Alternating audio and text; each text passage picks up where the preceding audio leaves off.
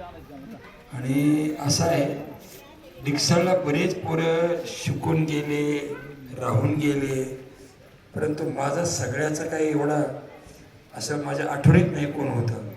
पण हां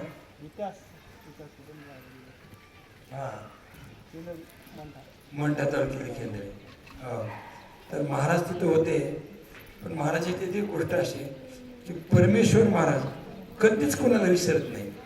मी पाहतो कधी कधी डिक्सळा तिथे राहिलेले विद्यार्थी येतात आणि ते मानतात महाराज की परमेश्वर महाराज आमच्या संपर्कात असतील, आणि म्हणून तुम्हाला महाराजांनी इथं कथेसाठी निमंत्रण दिलं. आपणही आलात. बोधले महाराजाची परंपरा आणि केशवराजाचं अधिष्ठान यामुळे या दासखेड गावाला अध्यात्माचं खूप वळण आहे.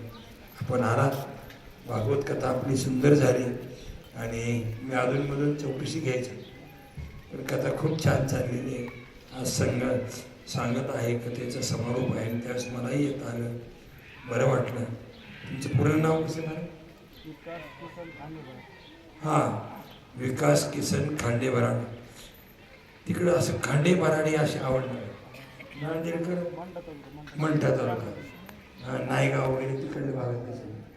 आता आम्ही तिकडे गेलो म्हणजे बबनराव लोणीकरांचा सत्कार, आमच्या पुढे असणारी माणसं सगळे पुढारी, सगळे अधिकारी असलाच कार्यक्रम. परंतु आपण आपल्या सर्वांना लक्षात ठेवून प्रत्येकाला आपल्या सर्वांच्या पर्यंत आणण्याचं काम परमेश्वर महाराजाचं असतं. तुम्ही त्या ज्ञानेश्वर माऊलीचं कीर्तन ऐकलं असेल, त्या काकडे महाराजाचं कीर्तन ऐकलं असेल, हे सगळे महाराष्ट्रातले तरुण हे परमेश्वर महाराजांचे जिव्हाळ्याचे मित्र आहे. महाराज मी तर असं ठरवलंय की आता आमची जुनी फळाची परंपरा आहे. मी पंढरपूरच्या लोकांना बोललो की म्हणलं आता सगळ्या फळाचे नवोदित महाराज, प्रत्येक फळाचे पुढचे नवोदित आहेत, त्या सगळ्यांना एकत्र घेऊन एकदा कार्यक्रम करायचा आहे. त्याच्यामुळं एकमेकाच्या ओळखी व्हायला अर्धा जन्म जातो. मला आता पुढच्या पिढीला असं नाही होऊ द्यायचं.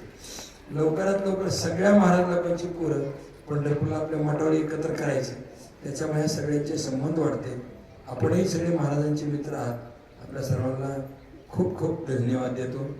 अशीच आपल्या हातून सेवा करत राहावी हे पांडुरंगाच्या चरणी प्रार्थना करतो. आणि दासखेडमध्ये कथा केली तेव्हा श्रोत्यांच्या वतीने महाराजांच्या टाळ्या वाजवून त्यांचं अभिनंदन करायला स्वागत केलं, धन्यवाद केला. महाराजाला आपण एवढीच विनंती करू, आईशी वेळ येईल तेव्हा कृपा असू दे. दासखेडकरांना ज्या वेळेला भागवत कथेची गरज असेल त्याला परमेश्वर महाराजांचा फोन येईल, त्यावेळेला आपणही आपली वेळ द्या एवढी विनंती करतो. आता 7 ते 9 कीर्तन आहे.